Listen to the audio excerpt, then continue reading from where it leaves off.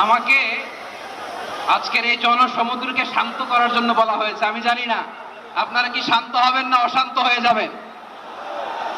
প্রিয় সুধী, মার্চ করতে যে লাথি গুতা ঠেলা উষ্টা সব আমরা খেয়েছি, তারপরেও আজকের এই সোহরাওয়ার্দী উদ্যানের এই গণজামায়াতে এই জনতার মহাসমুদ্রে উপস্থিত হয়ে আমরা বুঝতে পেরেছি আজকের এই মহাসমুদ্র জনসমুদ্র ফিলিস্তিনের প্রতি, আল আকসার প্রতি বাংলাদেশের জনগণের ভালোবাসার বহিঃপ্রকাশ।